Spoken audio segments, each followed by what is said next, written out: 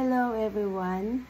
Gagawa po tayo ngayon ng ice cream na dalawang ingredients lang. Nakikita ko lang ito sa YouTube.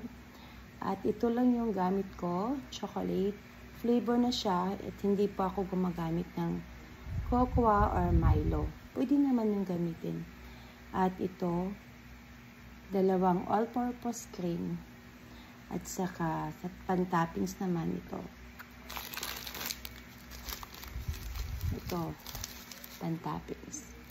So now, let's go. Pagawa na tayo ng ice cream.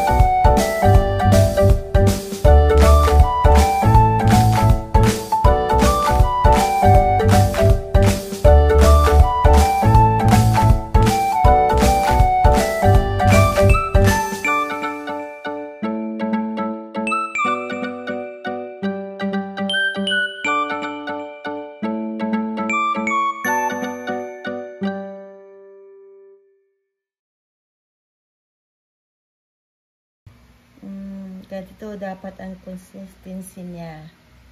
Creamy. Oh, tapos na. So, dito natin ilagay yung finished product natin. Dito. So, let's see. Ooh. Wow. Creamy.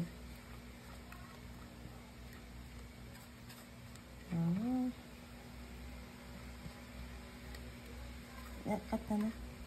So, lagyan na natin yung toppings for final decoration, for final design ng ice cream. Wow.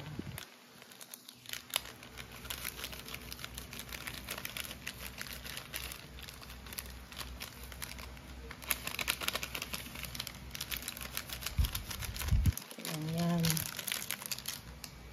Kailan yan? Okay.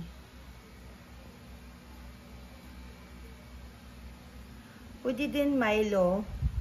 Milo yung ilagay nyo sa ibabaw. Ganyan. Pero ako, ito rin. Yung bingo. Masarap naman. Chocolate naman siya. Okay. Ito na yung finished product. Bukas itikman natin ito. I-chill natin to. Okay, last view. Okay, thank you guys. Thank you for watching.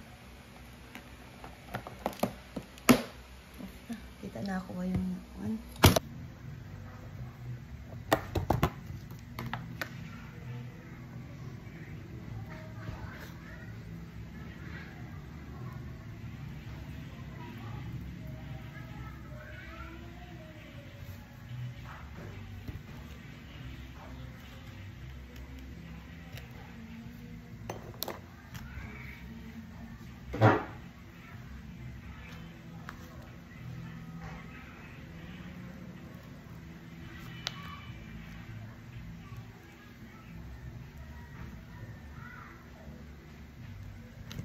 Hello guys, after 24 hours, so binuksan ko na yung ice cream.